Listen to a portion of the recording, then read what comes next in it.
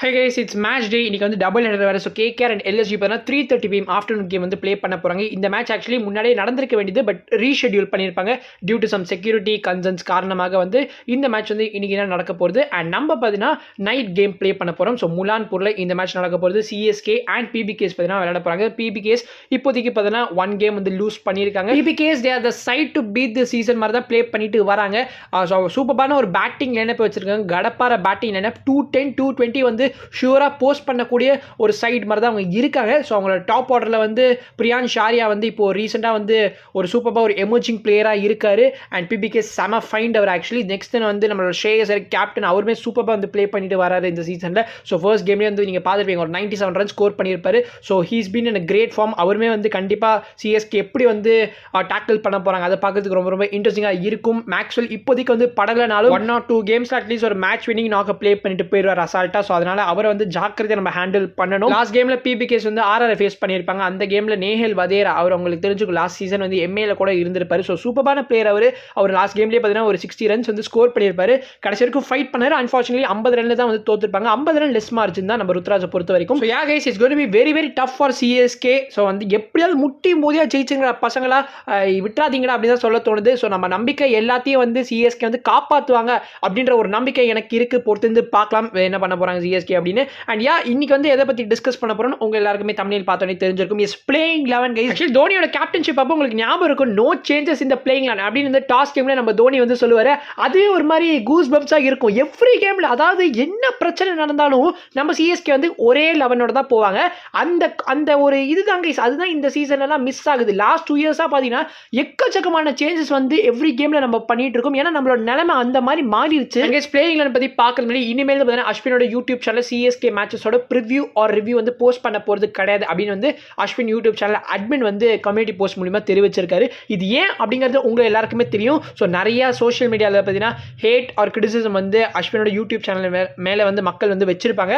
அந்த ஒரு ரீசனுக்காக தான் வந்து இனிமேல் வந்து CSK மேட்சஸ்க்காக மட்டும் வந்து இந்த மாதிரி ரிவ்யூவோ ப்ரிவ்யூ போஸ்ட் பண்ண போகிறது கிடையாது அப்படின்னு வந்து சொல்லியிருக்காங்க. மற்ற மேட்சஸ் நான் CSK மேட்சஸ்லாம் இருக்குது பார்த்தீங்களா, அதுக்கெல்லாம் வந்து ப்ரிவ்யூ அண்ட் ரிவ்யூ கண்டிப்பாக போஸ்ட் பண்ணுவாங்க. நம்ம பிளேயிங் விஷயத்துக்காக லாஸ்ட் வீடியோ வந்து ஃப்ளெமிங் போஸ்ட் மேட்ச்ல பேசின விஷயங்கள் பற்றி பேசியிருப்போம். அதிலே வந்து சொல்லியிருப்போம் ருத்ராஜ் ஆஸ் ஓப்பனரா we are looking into that question அப்படின்னு தான் வந்து ஃப்ளெமிங் சொல்லியிருப்பாரு. So there is a 50-50 chance Ruturaj ஓப்பனரா வரதுக்கு. பட் ருத்ராஜ் பிக் சேசஸ்ல வந்து ஸ்கோர் பண்ண மாட்டேங்கிறார் அப்படின்ற ஒரு கிரிட்டிசிசம் நிறைய ஃபேன்ஸ் வந்து அவர் மேலே வச்சிருப்பாங்க.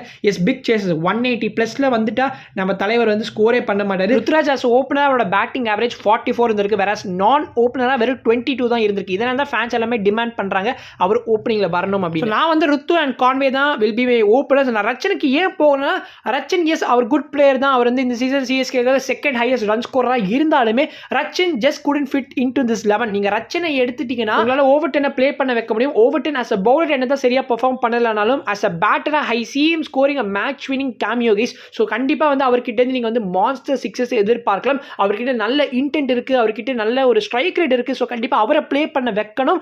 அதுதான் வந்து வாய்ஸான ஒரு டிசிஷனாகவும் இருக்கும். 1 ட்ரிப்பாத்திக்கு போகலாம், ஷேக் ரஷீத் போகலாம். ஷேக் ரஷீத் வேணாம்னு தோணுது இந்த மேட்ச்சுக்கு. ஏன்னா இது ஒரு ஹை ப்ரெஷர் மேட்ச். கண்டிப்பாக அவரால் வந்து இதை ஹேண்டில் பண்ண முடியுமா அதுவே ஒரு பெரிய டவுட்டாக இருக்கிற காரணத்தால் ட்ரிப்பாத்திக்கே போகலாம். கூட ஆல்சோ சான்சஸ் இருக்குது. ஸோ ட்ரிப்பாத்தி அவர் கூட இவங்க 2 பேரில் ஒருத்தங்க கண்டிப்பாக அந்த நம்பர் 3 ஸ்பாட்டில் ப்ளே பண்ணுவாங்கன்னு தோணுது. நெக்ஸ்ட் நம்பர் 4 டூபே வந்து ஸ்பின்னர்ஸ்க்கு அகேன்ஸ்டாக வல்னரபிளாக இருக்காரு. Dube is in the Dube who actually use to be. Dube எப்போ அந்த ஆறுச்சாமி ரீல் போட்டாங்களோ CSK அப்போலேருந்து அவரோட ஃபார்ம் வந்து டிட்டோரியேட் ஆயிருக்கு. So Dube has to come back guys. அப்போ தான் CSK-வால் இந்த சீசனில் பிளே ஆஃப் ஹோப்ஸ் எதிர்பார்க்க முடியும். நம்பர் 5 விஜய் சங்கர் தான் மோஸ்ட்லி கண்டினியூ பண்ணார். But punch bill will be a better choice. பார்க்கலாம் CSK என்ன முடிவு எடுக்கிறாங்க அப்படின்னு. Number 6 Jamie Overton. எனக்கு வேற எந்த சேஞ்ச் பண்றாங்களோ பண்ணலையோ அதெல்லாம் பரவாயில்ல. But Jamie Overton in place of Rachin அது வந்து கண்டிப்பாக நடந்தாகும். Number 7 Jaddu and number 8 Thala Dhoni. So இவங்க 2 பேரும் ஸ்பின்னர்ஸ்க்கு எதிராக வந்து ரொம்ப ரொம்ப கஷ்டப்படுறாங்க.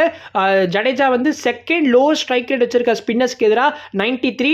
அண்ட் ஃபர்ஸ்ட்ல நம்மளோட தல தோனி தான் இருக்காரு 83 தான் வச்சிருக்காரு ஸ்ட்ரைக் ரேட் ஸ்பின்னர்ஸ்க்கு எதிராக. போத் ஆஃப் தம் கேமை டீப்பாக எடுத்துட்டு போகாம பால் பண்ணி ஸ்ட்ரைக் பண்ண ஆரம்பிச்சாங்கன்னா கண்டிப்பாக ரொம்ப ரொம்ப நல்லா இருக்கும். Number 9 Noor Ahmad, number 10 Khaleel Ahmed, number 11 பார்த்தீங்கன்னா and impact sub Anshul Kamboj இருக்க போறாரு. Anshul Kamboj is definitely a certainty guys.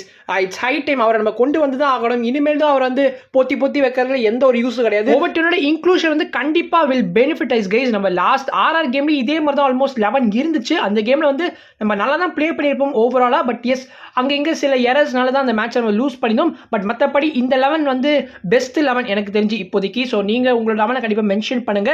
If இட்டால் நம்ம சேஞ்ச் பண்ணலைன்னா ருத்து முத்து, Conway, Rachin at the top. இவங்க 3 பேருமே ஹேஸ் டு ஃபயர். நம்ம 6 ஓவரில் 60 ரன் கண்டிப்பாக ஏம் பண்ணணும். இன்கேஸ் ஒரு விக்கெட் போனாலும் பரவாயில்ல, கண்டிப்பாக we shouldn't lose the momentum. வந்து முடிஞ்ச அளவுக்கு அந்த பவர் பிளே வந்து செமையாக மேக்ஸிமைஸ் பண்ணணும். பொறுத்து பார்க்கலாம் சிஎஸ்கே என்ன பண்ணுறாங்க. நீங்கள் உங்களோட ப்ரெடிக்ஷன்ஸை கண்டிப்பாக ட்ராப் பண்ணுங்கள் கமெண்ட்ஸில். மேக்ஸ் வீடியோ பீஷியஸ் பை.